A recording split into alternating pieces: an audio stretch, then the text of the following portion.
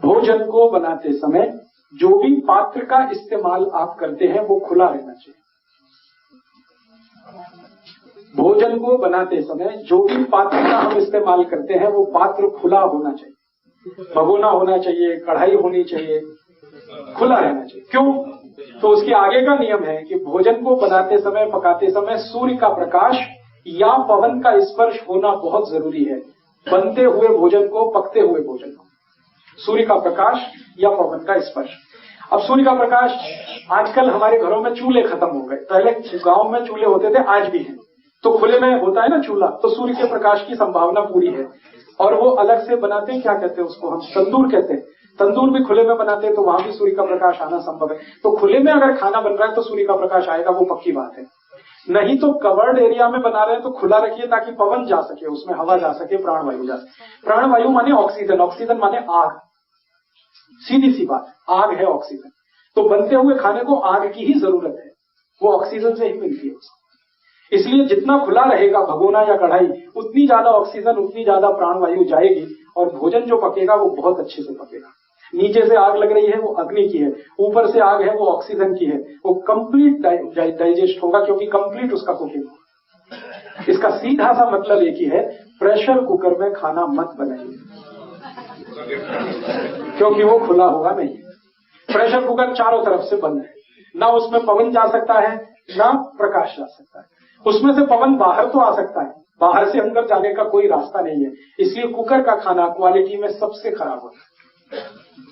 हम लोगों ने इस पर कुछ काम किया, कुछ वैज्ञानिकों के साथ मिलकर, ये समझने के लिए कुकर में दाल बनाई और भगोने में दाल बनाई, दोनों को टेस्ट किया। तो पता चला कि कुकर की दाल के जो माइक्रो न्यूट्रिएंट्स हैं वो है ही नहीं ज्यादा, और खुले हुए भगोने की बनाई हुई दाल के माइक्रो न्यूट्रिएंट्स कुकर से ज्यादा। कढ़ाई में दाल बनाई, कढ़ाई में सब्जी बनाई, और कुकर में दाल बनाई, कुकर में सब्जी बनाई, दोनों की क्वालिटी में अंतर आ जाता है। दो कारण से, एक तो कुकर में पवन नहीं गया, प्रकाश नहीं गया, दूसरा कुकर जो है वो एल्यूमिनियम का है।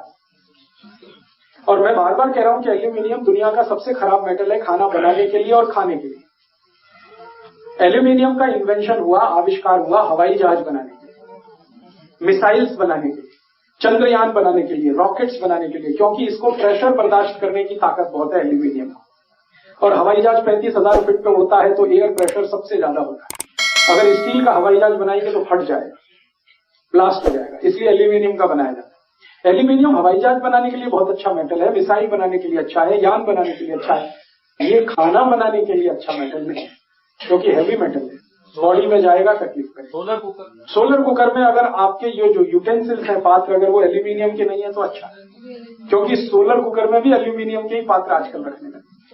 मैंने एक सर्वे किया था मेरे जीवन में, जिस दिन से मुझे ये बहुत तकलीफ हो गई, इसलिए मैं सबको बोल के कहता हूं, ये 1000 गरीब मरीज मेरे पास ऐसे हैं जो दमा, अस्थमा, ब्रोंकियल अस्थमा, ट्यूबरकुलोसिस के पेशेंट हैं, 1000 से ज्यादा है, और कई साल से ट्रीटमेंट उनका चलता है, धीरे धीरे ठीक होता है। आप जानते हैं टीबी जल्दी ठीक नहीं होती। उनके घरों में जा जाके मैंने देखा क्या होता है भाई, क्यों इनको टीबी है, क्यों अस्थमा है, क्यों दमा है, ना सिगरेट पीते, ना बीड़ी पीते, ना तंबाकू खाते। तो घरों में जाके देखा तो रोज एल्यूमिनियम के बर्तन में ही खाना बनाते हैं और खाते हैं। क्यों? तो कहते जी सस्ता है। बात तो सही है, सस्ता है, उनको बाकी मेटल्स बहुत महंगे पड़ते हैं। तो चूंकि सस्ता है इसलिए एल्यूमिनियम का वो बर्तन लाके खाना बना रहे हैं और खा रहे हैं, और उसका अंतिम दुष्परिणाम है टीबी से मर रहे हैं। इधर पैसे बचाए, उधर अपना जीवन गंवाते। और मैं आपको थोड़ा एक हिस्टोरिकल फैक्ट शेयर करना चाहता हूं कि एल्यूमिनियम के बर्तन भारत में खाने पीने के काम में कब से आए।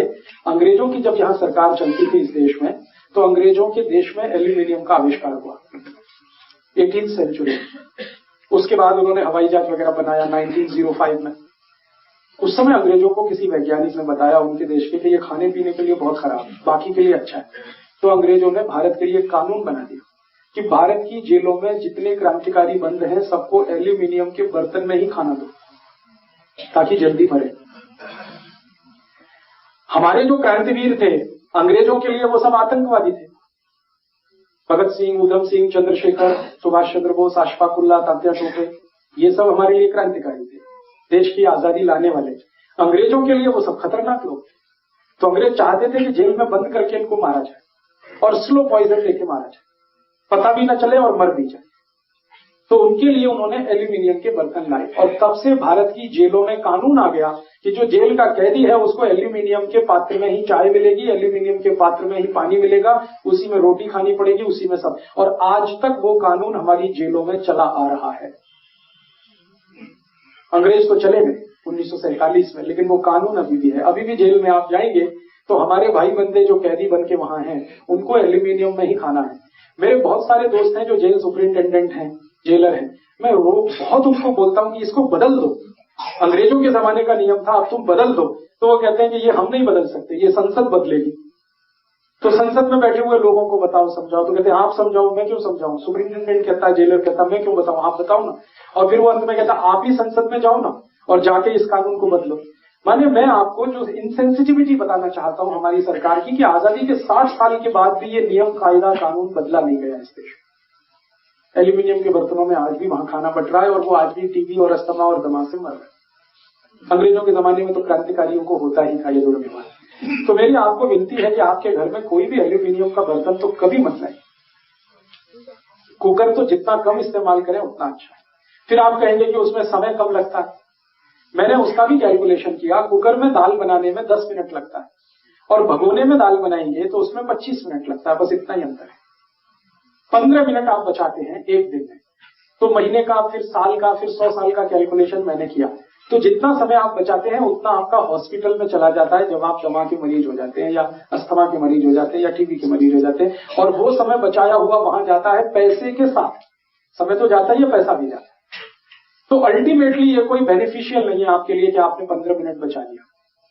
आप अपने घर के टाइम को थोड़ा मैनेज कर दीजिए। जैसे दाल पकने को रख दिया, 25 मिनट लगना है खुले बर्तन में, ये पक्का है, तब तक आप दूसरे काम निपटा दीजिए। कोशिश कुछ इस तरह से करें। तो आप बोलेंगे सबसे अच्छे बर्तन कौन से हैं? एल्यूमिनियम तो सबसे खराब है, ये जान लीजिए। फिर सबसे अच्छे जो बर्तन भारत में माने जाते हैं उनमें है पीतल, सबसे अच्छा भोजन बनाने के लिए, भोजन खाने के लिए। पीतल के बाद जो दूसरा सबसे अच्छा एलॉय है वो कांसा। कांसे के बर्तन अभी भी बनते हैं पंजाब में, हरियाणा में, छोटे छोटे गांव में बहुत सारे बर्तन बनाने वाले लोगों की जातियां हैं जिनको शायद ठटेरे कहते हैं। वो लोग बनाते हैं ठोक कर, पीट कर। तो कांसे के बर्तन ले आइए, बहुत अच्छे हैं। पीतल के बर्तन ले आइए, बहुत अच्छे हैं। और आपने थोड़ी देर पहले कहा दही, दही हमेशा कांसे के बर्तन में खाएं तो अमृत है, लोहे के बर्तन में खाएंगे तो वो लोहे ही जैसा है। हाँ, बहुत अच्छा सवाल। हरा कब होता है? जब दही खट्टा होता है। खट्टा दही कांसे के बर्तन में डालने से पहले गुड़ मिला के फिर आप खाइए, कभी भी हरा नहीं होगा। दही जैसे ही खट्टा हुआ तुरंत गुड़ डाल दीजिए उसमें। हाँ, इसके लिए क्या करना है आपको? इसके लिए थोड़ी व्यवस्था ये करनी है कि कांसे के बर्तन में सब्जी डालनी है तो जितना जल्दी खा लेंगे उतना अच्छा है। जितना जल्दी खा लें, उसको स्टोर करके नहीं रखना। स्टोर करने के लिए जो बर्तन है वो पीतल वाले, और स्टोर करने के लिए इन दोनों से भी अच्छे कुछ बर्तन हैं। पीतल और कांसे से भी अच्छे कुछ बर्तन हैं चांदी के, सिल्वर के। लेकिन चांदी इतनी महंगी है, 20,000 रुपए किलो है, तो मैं डर लगता है किसी को बताऊं। और चांदी से भी अच्छे बर्तन होते हैं सोने के, स्टोर करने के लिए, लेकिन सोना तो और भी महंगा है। अब आखिरी बात जो मैं कहने जा रहा हूं वो ये है कि इन सबको नहीं कर सकते तो मिट्टी के बर्तन ले लीजिए, चीप एंड बेस्ट। मिट्टी की हांडी आती है, मिट्टी का तवा आता है, हांडी में दाल पकती है, हांडी में सब्जी भी पकती है, हांडी में चावल भी पकता है, हांडी में खिचड़ी भी पकती है और तवे पे रोटी भी बनती है। मिट्टी की हांडी 15 से 20 रुपए में मिलती है, 3-4 महीने चलती है, यूज एंड थ्रो है, टूट गई तो फिर ले लीजिए, फिर ले लीजिए, फिर ले लीजिए। उससे हमारी इकोनॉमी भी चलती है। हाँ, गैस पे चलेगी, बराबर चलेगी। बस आपको ध्यान इतना रखना है कि मिट्टी की हांडी में दाल पकाई या चावल पका, कुछ भी पकाया तो गैस धीमी रखिए। मिट्टी की विशेषता है कि उसको आग धीमे धीमे धीमे धीमे चले, तो धीमी आग में पकाएंगे तो गैस की बचत होगी और जो दाल पकेगी उसका स्वाद इतना जबरदस्त होगा कि आप उंगली चाट जाएंगे। आज हिंदुस्तान में मिट्टी की हांडी की बनी हुई दाल खाने के लिए 5 स्टार होटल में 400 रुपए लगते हैं। दिल्ली, बंबई, हांडी की दाल। कभी जयपुर जाइए तो जयपुर शहर से पहले एक चौकी ढाणी करके रेस्टोरेंट बना है, तो वहां लोग सिर्फ खाना खाने इसलिए जाते हैं कि मिट्टी की हांडी की दाल मिलती है और वो 250 रुपए की थाली देता है और दाल तो थोड़ी ही देता है। दूसरी बार ले लो तो 400 रुपए ले लेता है। अब मैंने एक दिन हिसाब लगाया, 400 रुपए में तो 10 हांडी घर में आती है।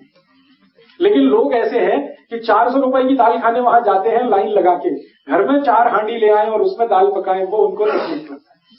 तो मेरा तो आपसे कहना, मिट्टी की हांडियां शुरू करिए लाना। मैं तो, मुझे बचपन का याद है, मेरा जन्म गांव में हुआ, मेरी दादी माँ दूध बनाती थी मिट्टी की हांडी में, दूध पकाती थी और बहुत धीमी धीमी आंच पर वो दूध पकता था, पकते पकते एकदम लाल हो जाता था और उस दूध का जो स्वाद है वो किसी दूध में नहीं। और उस दूध का जब दही जमाते थे एकदम लाल सुरख दही होता था, उसका जब मक्खन निकालते थे तो मक्खन भी उसका ऐसा ही होता था, और उसकी छाछ पीते थे माने लस्सी, और भी अद्भुत होती थी। वो स्वाद हमने सब भुला दिया। मॉडर्नाइजेशन के चक्कर में, अमेरिका की और यूरोप की नकल करने के चक्कर में हम मिट्टी को भूल गए। कुकर ले आए, यूटेंसिल्स आ गए, फ्यूचुरा आ गया, फिर ये आ गया, महंगे महंगे चीजें, सस्ती चीज क्वालिटी। अब मैं आपको जो और गहरी बात कहने जा रहा हूं वो ये कि मिट्टी के बर्तनों में खाना बनाएं और उसका उपयोग करें, उसमें स्टोरेज करना सबसे अच्छा है। दाल पकाई, अब आपको स्टोर करके रखनी है, मिट्टी की हांडी में रख दीजिए, भूल जाइए, कोई तकलीफ नहीं। सब्जी पकाई, स्टोर करके रखनी ही है, मिट्टी की हांडी में रख दीजिए, भूल जाइए। दही बनाया, स्टोर करके रखना है, मिट्टी की हांडी में रख दीजिए। दूध रखना है, मिट्टी की हांडी में रख दीजिए। ये स्टोरेज के लिए मिट्टी सबसे अच्छी है, पकाने के लिए भी सबसे अच्छी। कांच भी मिट्टी का ही एक स्वरूप है। कांच जो बनता है ना, मिट्टी से ही बनता है। सिलिका, सिलिका माने मिट्टी, तो कांच का बर्तन भी मिट्टी के ऑल्टरनेट के रूप में मिल सकता है, लेकिन थोड़ा महंगा है, उससे भी सस्ती मिट्टी है। और एक बात जान लीजिए, मिट्टी जो है सारे माइक्रो न्यूट्रिएंट्स की मां है। दुनिया के सारे माइक्रो न्यूट्रिएंट्स मिट्टी से ही मिलते हैं। कैल्शियम आपको चाहिए, मिट्टी से मिलता है। फास्फोरस चाहिए, मिट्टी से मिलता है। सल्फर चाहिए, मिट्टी से मिलता है। जिंक चाहिए, मिट्टी से मिलता है। मैग्नीशियम चाहिए, मिट्टी से मिलता है। मैग्नीज चाहिए, मिट्टी से मिलता है। आयरन चाहिए, मिट्टी से मिलता है। सारी दुनिया जहां के माइक्रो न्यूट्रिएंट्स मिट्टी से ही मिलते हैं, क्योंकि मिट्टी सूरज की धूप में लाखों साल तपती है, लाखों करोड़ों साल तपती है। कई बार मुझे लगता है कि महात्मा बुद्ध, महावीर स्वामी ने जितनी तपस्या नहीं की है, उससे ज्यादा मिट्टी ने तपस्या की। लाखों करोड़ों साल से धूप सूरज की ले रही है, रिसीव कर रही है, तप रही है। उसके तपने से उसमें जो क्वालिटी डेवलप हो रही है उसको हम भूल रहे हैं और छोड़ रहे हैं, इस्तेमाल नहीं कर रहे हैं। हमारे घरों में आजकल मिट्टी के घड़े आना बंद हो गए, फ्रिज आ गया, रेफ्रिजरेटर आ गया, मिट्टी के दिए आना बंद हो गए, चाइना से बने हुए बल्ब की झालर आ गई दिवाली पे। हम कहते तो अपने आप को मॉडर्न है, लेकिन मूर्खों की श्रेणी में हम शामिल होते जा रहे हैं। हाँ, अभी कर रहा हूं। तो आपसे मेरी एक छोटी सी गुजारिश है, पंजाब में अभी भी मिट्टी बहुत अच्छी है और पंजाब में कुम्हार भी है। मैं थोड़े दिन पहले जलंधर गया था। जलंधर शहर में सड़क के किनारे बैठे हुए 10-12 कुम्हारों से मैं मिला था और उनसे पूछता था, भाई आपकी रोजी रोटी कैसे चलती है? कहते तकलीफ में चलती है। क्यों? कहते घड़े बनाते हैं, पूरे बिक नहीं पाते, दिए बनाते हैं, पूरे बिक नहीं पाते, हांडियां बनाते हैं, बिक नहीं पाते। तो जिंदगी चलती तो है, घिसट घिसट के चलती है। फिर मैं बोला अगर आपका बिकने लगे तो? उन्होंने कहा हमें बहुत खुशी होगी। तो उनका कहना था कि हमारा बेचेगा कौन? हमारे पास कोई जाहिरात करने का, एडवर्टाइजमेंट करने का पैसा नहीं है। मैंने कहा मैं करूंगा आपका एडवर्टाइजमेंट, फोकट में आपका ब्रांड एम्बेसडर बनूंगा।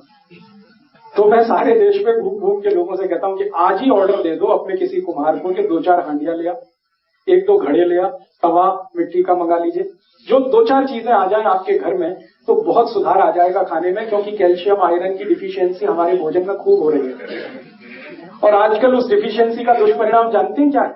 हम सभी की माताएं और बहनें जब गर्भावस्था में जाती हैं तो बिना सीजर बच्चे आते ही नहीं इस दुनिया में। वो कैल्शियम की डिफिशियंसी का कारण है, आयरन की डिफिशियंसी का कारण है। आयरन और कैल्शियम दोनों ही कम होगा, बॉडी में फ्लेक्सिबिलिटी होगी नहीं, बच्चा तो सीजर करना ही पड़ेगा आपको। और जिनके बच्चे सीजर हो गए, याद रखिएगा जिंदगी भर उनको कोई भी दर्द से छुटकारा दिला नहीं सकता। पीठ का दर्द, पांव का दर्द, घुटने का दर्द होने ही वाला है। सीजर होने के बाद तो कोई भगवान भी आपका दर्द नहीं मिटा सकता। जिंदगी भर डॉक्टर कहेगा दवा खाते रहो, दवा खाते रहो, दर्द मिटाते रहो या कम करते रहो, फिर दवा बंद करो, फिर दर्द आएगा। तो इतना बड़ा जुल्म क्यों करना अपने शरीर पर? माताओं को अक्सर मैंने देखा गर्भावस्था के समय में हीमोग्लोबिन 8 और 9 और 7 के आसपास है। आयरन की इतनी कमी है, खाने में आयरन मिल नहीं रहा है, कैल्शियम कम हो गया है, क्योंकि यूरिया डीएपी इतना डाल दिया है खेत में कि उससे हमारे शरीर के भोजन की गुणवत्ता प्रभावित हुई है। तो इसको कुछ बैलेंस करना है तो मिट्टी ही कर सकती है, क्योंकि मिट्टी में भरपूर कैल्शियम है, भरपूर आयरन है, भरपूर फास्फोरस। मिट्टी में दाल पकाते ही आप देखते हैं कैल्शियम बढ़ जाएगा, टेस्ट उसका बता देगा आपको, फास्फोरस बढ़ जाएगा, टेस्ट बता देगा। तो मेरा आपको फोर्सफुली ये रिक्वेस्ट है, जोर देकर मैं आपसे कह रहा हूं कि 2-4 बर्तन खरीद लीजिए।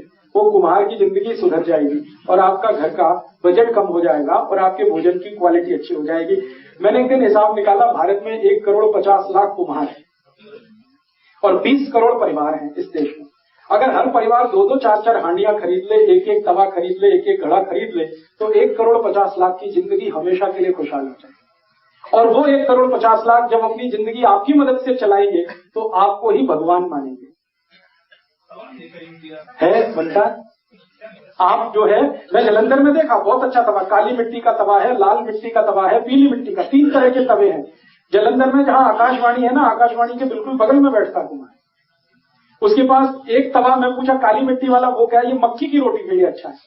फिर लाल वाला उसने कहा ये गेहूं की रोटी के लिए अच्छा है। फिर पीला वाला उसने कहा ये बाजरी की रोटी के लिए अच्छा है। इतना माइक्रो कैलकुलेशन है उसका कि ये मक्की की रोटी के लिए, ये बाजरी। मुझे तो लगा कि कुम्हारों से बड़ा साइंटिस्ट कौन है इस देश में, जो ये माइक्रो कैलकुलेशन करके बैठे हैं कि ये मक्की की रोटी के लिए अच्छा है, ये बाजरी की रोटी के लिए अच्छा है, ये गेहूं की रोटी के लिए अच्छा है। ये जरूर है कि उनके पास डिग्री नहीं है, सो व्हाट, डिग्री तो बहुत लोगों के पास नहीं है, लेकिन नॉलेज तो है। तो वो नॉलेज जो उनके पास है, परंपरा से आया हुआ, उस नॉलेज का समाज के लिए सदुपयोग हो, मेरी ये इच्छा है, और करोड़ों लोगों को रोजगार मिले और आपका किचन का थोड़ा रंग रूप बदले। मैं आपको एक छोटी सी बात और शेयर करना चाहता हूँ। थोड़े दिन पहले मैं मद्रास गया था। मद्रास में एक बहुत बड़ा ग्रुप है, टीवीएस, आपने नाम सुना? टीवीएस जो मोटरसाइकिल है, बहुत बड़ा ग्रुप है। जैसे हीरो होंडा हमारे उत्तर भारत का, वैसे दक्षिण भारत का टीवीएस ग्रुप है। शायद उनका टर्नओवर 2 से 2.5 लाख करोड़ का है। तो उनके घर के किसी सदस्य ने मेरी कोई सीडी सुनी, सीडी सुन के वो लेक्चर में आए। लेक्चर के बाद उन्होंने मुझे इनवाइट किया कि आप हमारे घर डिनर को आएंगे। मैंने कहा आऊंगा अगर फुर्सत हुई तो उनका आइए, हमको बहुत खुशी होगी। तो मैं उनके घर गया डिनर के लिए, तो इतना हैरान हो गया कि उनके रसोई में सारे बर्तन मिट्टी के, घड़ा मिट्टी का है, तवा मिट्टी का है, हांडी मिट्टी की है, वो आटा गूंदने के लिए जो थाली होती है ना वो भी मिट्टी की, परात उसको कहते, सब कुछ मिट्टी का। अब मैंने उनके घर की मालकिन से पूछा कि 2.5 लाख करोड़ का एम्पायर आप संभालती है, पति पत्नी दोनों मिलकर काम करते हैं, इतना बड़ा एम्पायर संभालती है, मिट्टी की हांडी में दाल पकाने का समय कब मिलता है आपको? तो उनका जो उत्तर था वो देख के मैं दंग रह गया। उन्होंने कहा कि मिस्टर दीक्षित, दुनिया में हेल्थ से ज्यादा महत्वपूर्ण कुछ नहीं होता। अगर हमारी हेल्थ हम मेंटेन नहीं कर सकते तो ये 2.5 लाख करोड़ कुछ काम का नहीं। अगर हम बीमार पड़ते हैं, डॉक्टरों के पास जाते हैं, इधर हजारों करोड़ कमाते हैं, उधर कमाते हैं, तो ये किसी काम का नहीं। और अगर मिट्टी के बर्तनों का इस्तेमाल करके हमारी हेल्थ सुरक्षित है और हमको सालों साल डॉक्टर के पास जाना नहीं पड़ता, दवा खानी नहीं पड़ती, तो इससे अच्छा क्या सौदा है? तो मैंने कहा समय ज्यादा लगता है। तो उन्होंने कहा मैं मैनेज करती हूँ उस समय को, इधर दाल चढ़ा दिया, उधर ये चढ़ा दिया, मुझे दूसरे काम में फाइल साइन करनी है वो कर लिया, ऑर्डर किसी को प्लेस कर, वो सब मैनेज करती हूँ। तो मैनेजमेंट का ही सारा किस्सा है। तब मुझे समझ में आया कि ये बहानेबाजी हम छोड़ें कि इसमें समय ज्यादा लगता है, कि इसमें ऐसा होता है, ये धुलने में तकलीफ है, या इसमें कोई तकलीफ दुनिया में बड़ी नहीं है आपके हेल्थ से ज्यादा। तो आपकी हेल्थ को ध्यान में रखिए। अगर आप मिट्टी के बर्तन लाएंगे तो बहुत ही अच्छा, स्टोरेज के लिए भी, पकाने के लिए। दूध आप जरूर पकाइए मिट्टी की हांडी में, फिर पी के देखिए। दही जमाइए मिट्टी की हांडी में, फिर खा के। आप कभी बंगाल जाते हैं? कलकत्ता में वो मिष्टी दही, मीठा दही मिलता है, सारा देश और दुनिया उसकी गुणगान करता है। उस दही की सारी क्वालिटी वो मिट्टी के कुल्हड़ की है। मिट्टी की छोटी छोटी हांडियों में दही जमा के रखते हैं, उसका टेस्ट। और रसगुल्ला बनाते हैं, वो रसगुल्ले का दूध मिट्टी की हांडी में उबालते हैं, तब जाके वो रसगुल्ला इतना सॉफ्टी बनता है। वो कहते हैं कि अगर हम किसी दूसरे बर्तन में दूध उबालकर उसको फाड़े तो रसगुल्ले में सॉफ्टनेस नहीं आती, मिट्टी की हांडी में बनाते हैं तो सॉफ्टनेस आती है।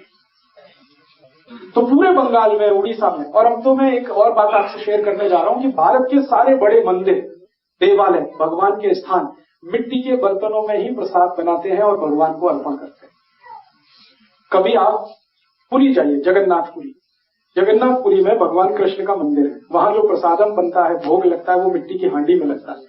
पहली बार जब मैं गया तो वहां के पुजारी को मैंने पूछा कि आपका मंदिर बहुत गरीब है क्या, जो मिट्टी की हांडी में खाना बनाता है? तो पुजारी ने कहा कि हमारे मंदिर के पास 5,600 किलोग्राम सोना है, मंदिर के पास। आप क्या कहते हैं, गरीब है? मैंने कहा हाँ, ये तो नहीं कह सकता गरीब है। उन्होंने कहा हम तो मिट्टी की हांडी में इसलिए भगवान को प्रसाद अर्पण करते हैं कि मिट्टी पवित्र होती है, उससे ज्यादा पवित्र दुनिया में कोई चीज नहीं।